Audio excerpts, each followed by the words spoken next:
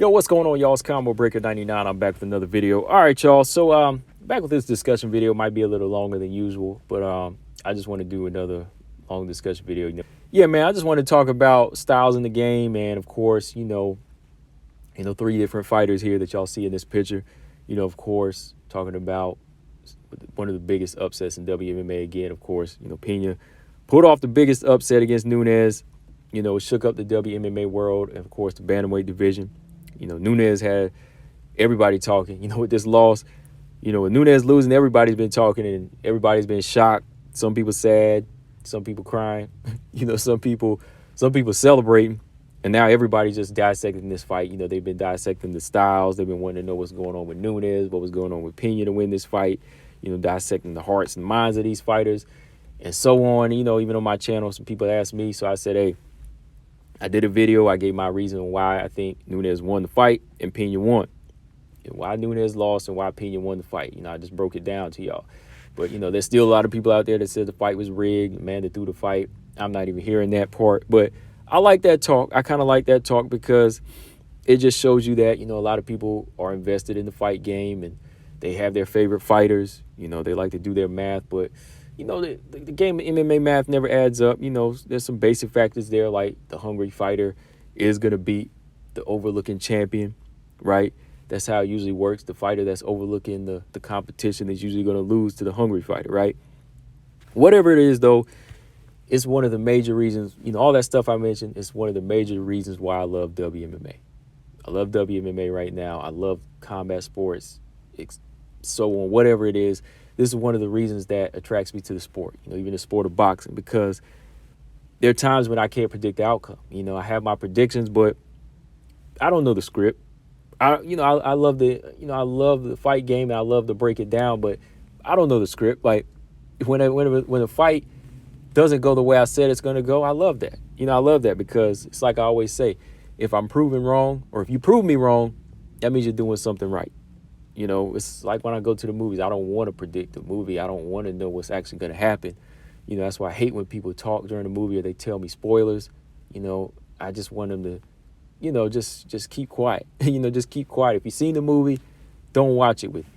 That's how I am, So same thing with the fight game. Like sometimes people want to go in there and not predict. They want to see something they can't predict. They want something that pays off, right? And that's why I love the fight game. I love WMMA and what's been going on with it, with these different styles and these, matchups at bantamweight and how the fight's been going, because one way it goes this way and then another, it's like, wow, how did that happen? I thought this fighter could do this to somebody else, but they couldn't do it to this person. Like fighter A can beat fighter C, but they can't beat fighter B, but fighter B can beat C and C can't beat A. You know what I mean? It's like one of those situations. So that's what makes me love the game even more, because styles make fights.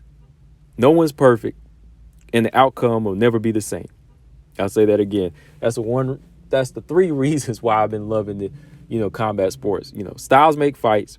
No one is perfect, and the outcome will never be the same. I mean, if it was, I probably wouldn't watch it. It'd be boring at some point. I probably would have stopped long ago if there was always like a plot armor where so-and-so wins, all the time. I'm not going to watch it. It's like a show. It has to be canceled at some point, right? So one of the things that comes up in this discussion, is pretty much the whole discussion. It's just this trio of fighters. They all have at one point, we're in the same division, Shevchenko, Pena, Nunes. They all faced each other and they all, have belts now, just to show you how far they've come. They all at one point brought blood to the division. They all brought that thriving blood to the bantamweight division. They brought that action in their own way. Shevchenko, she showed the skills. She's been more dominant at 125, but when she was at 135, she showed some dedication and technique. Of course, great technique even at 135. Pena, she brought the talk, the grit, the recklessness, that high-paced wrestling, very strong fighter, cockiness, the chance taken. Nunes, she brought the dominance factor, the growth, the commitment, the power, that ability to blend into a fighter's style and kill them with their own style. You know what I mean? So they all brought something. They all fought each other now, and when you pair them off, the results were all different because the styles, the attitudes, and how they react to each other, even before they get into the octagon. How they react before that kind of tells you like what type of fighter this mindset what type of mindset this fighter is going to be in when they get in there, right? You know, win or lose against each other, they are the top women in the game. We can't lie about that, right? Because spread them out over the divisions now. There's been a lot of growth, so now they all have belts, right? Nunes, of course, lost hers to Pena. Champ at 125 is Valentina, 135 Pena. Nunes is still the featherweight champion, you know. So, you know, that's what made it interesting. Now, you know, they were all in the same division. It was very competitive, went different ways. Now, you know, if you look at it, wow, they all got belts now. So after seeing them all face each other now, it just kind of had me examining the different styles and the approaches to the sport and what I was able to take away from it, you know, again, like, and just break down why I love this sport. You know, what other people need to start looking at. Like, when they asked me that question, like, why did Pena beat Nunes, but she couldn't beat Shevchenko?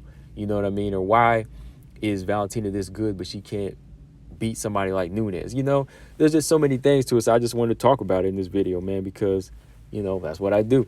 But yeah, Juliana Pena, looking at her first, and like I said, I remember her from 2012 and so on, going into the Tough House.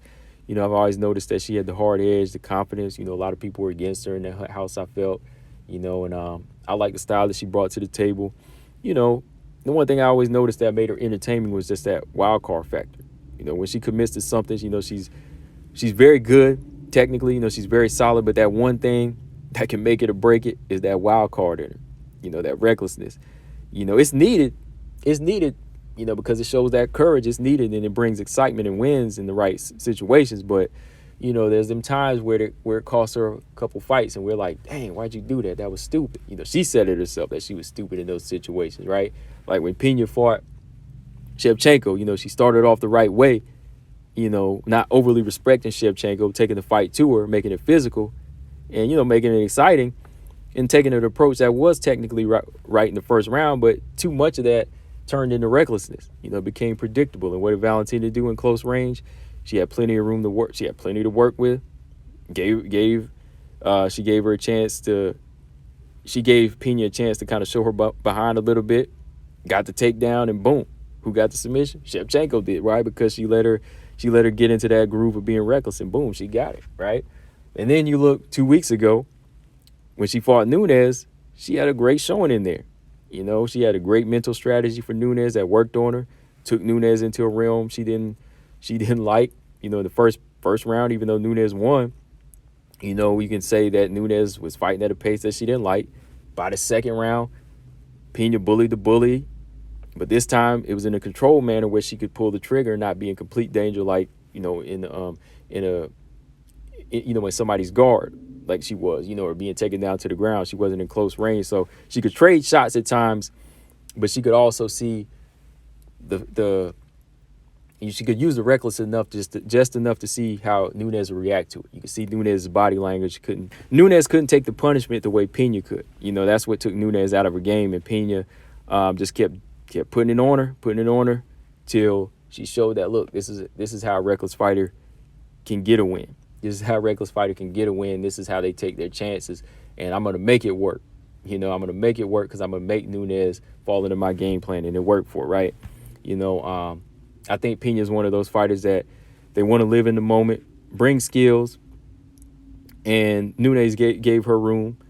You know, she gave her that room she needed to live and succeed. And, yeah, that's how I kind of saw that fight. You know, Pena brought a balance of skill and a wild card factor. And it's just one of those things. I think it's kind of hard to control that wild card factor. So she's got to be careful with it, but it comes in handy. Definitely comes in handy. As for Nunes, you know, Nunes, she's not exactly the same risk taker, but she will expose holes. You know, she will fight cautious. She'll take her time and control fights. But the minute she sees an opening, she will take advantage. You know, she's good at controlling the pace, studying her opponents and taking over and, you know, showing those weaknesses in them. You know, the two fights with Shevchenko, they were always kind of boring to most people, but they were just slower to me because Nunes, she didn't see as many mistakes as Shevchenko. When Shevchenko, she did a lot of waiting because she was respectful of the power and some of those leg kicks of Nunes. You know, Nunes to me is a chameleon. I think she's been more of a chameleon out of these two. You know, she can adapt, beat fighters at their own game, or she can kind of get pulled into their fights, which is a gift and a curse. Like chameleon by she'll kind of go with the flow, and she'll get pulled into some fighters' fights sometimes. You know what I mean? Like the exciting finishes like Holly Holm, Rousey, and Tate, those were the type of fights where she kind of fought them at their own game of exciting high fight paces, and beat them with finishes. And then when you looked at the cautious fight, she was kind of in a cautious fight with Valentina because she was respectful, but she went into a reckless fight with Pena, and Pena was able to get the victory. She was able to get the victory there with that type of game plan that was presented to Nunes, because Nunes tried to fall into the reckless fight and try to go into the fire with her and beat her at her own game. It didn't work for her in that situation. So that's what I mean by chameleon. Sometimes it works, sometimes it don't. Even like if you go back to the cat fight, when you get pulled into a high-paced fight, your cardio is not that good, and you're more of a rhythm fighter, it's gonna cost you, right? Somebody like Shevchenko, though, out of all the fighters, I have to say, of course, I think we all agree with this, she's the most technically sound, which is a gift and a curse. She'll bring the excitement when a fighter lacks the patience and is underskilled, but a chance taker, Shevchenko will go after. She will go after it, but only if it benefits her. That's why I always say she is a fighter that cares about self-preservation, because she will bring that excitement if the right type of fighter brings that fight to her and they expose a lot of holes. She will go after it. Shevchenko, her approach stays the same. I think she reacts off of different styles that's presented to her.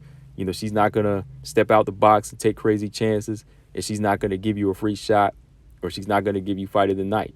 You know what I mean? She's waiting to find that opening or wait for you to open up, and she'll explode on you. Like with Pena, when she saw those openings, finally, when she saw those same knees coming from Pena, she said, boom, I'm taking this fight down to the ground.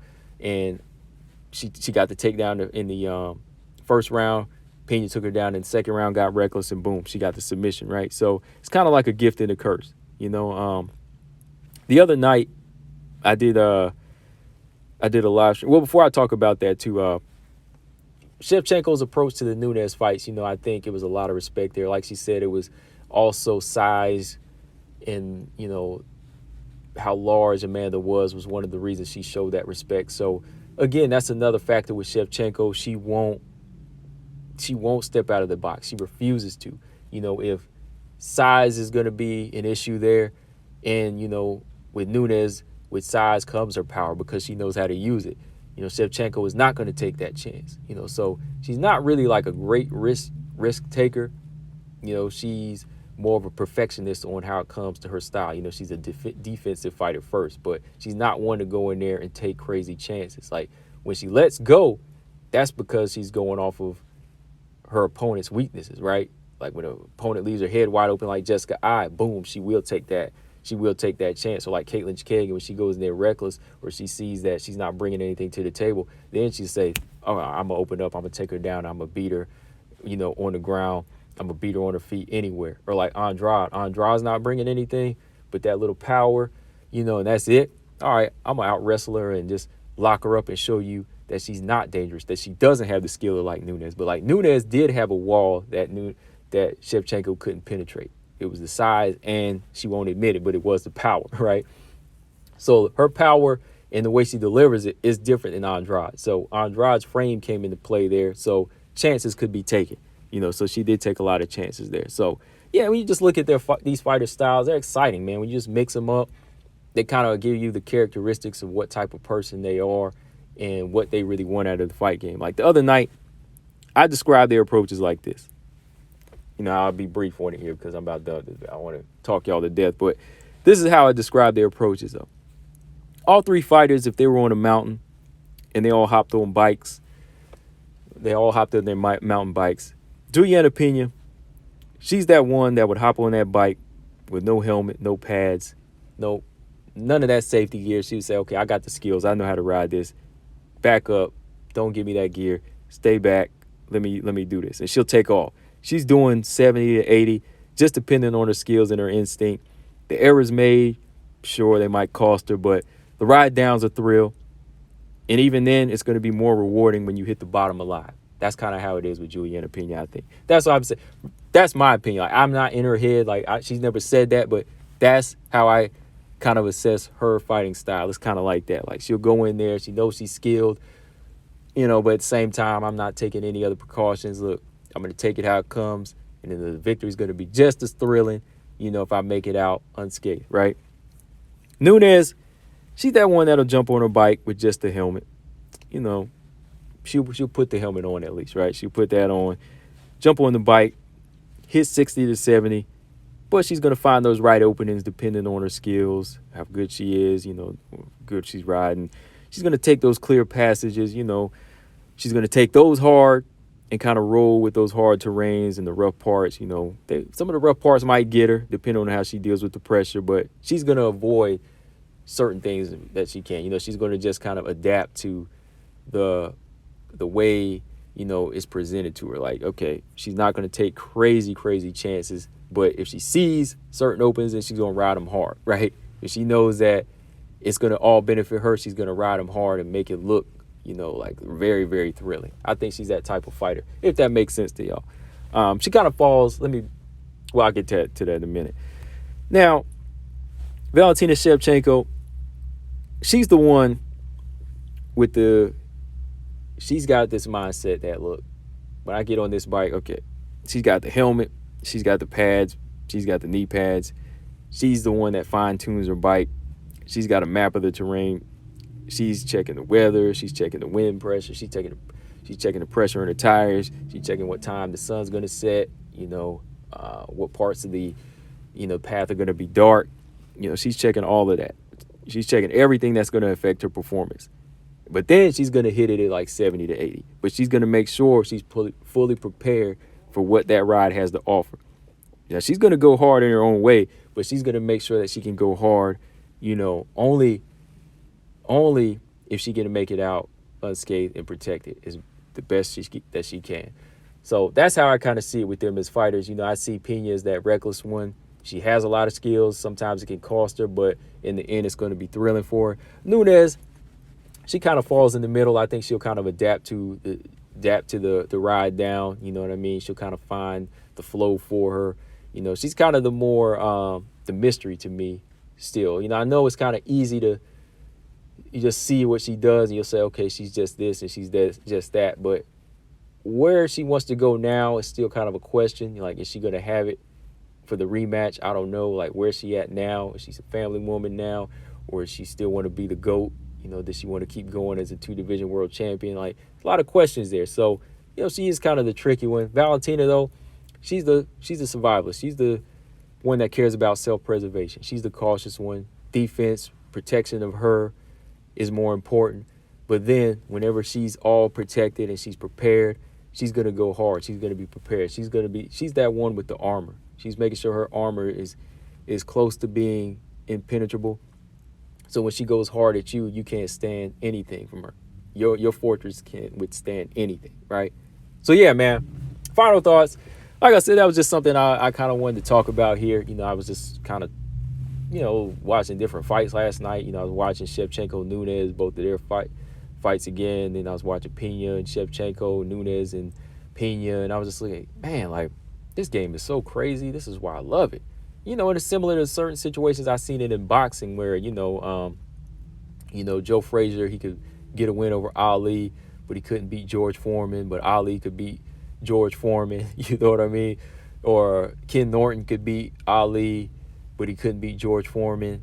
Just them certain situations like that, like, that make the game exciting. And, in the end, it just proves that these fighters really do need each other. Like, it's hard to say that one is just the greatest of all time. Not whenever, there's this many that can hold their own and still come back and beat you. You know what I mean? And still bring their style to the game and still be just as dominant. Even if they got to go to another division, like that just shows you, like, if you spread them out, like, they are the best of the best. Like, Pena, of course, she's still proving herself. I think now she has this belt, but I think she just kind of opened everybody's eyes, on what type of fighter she is.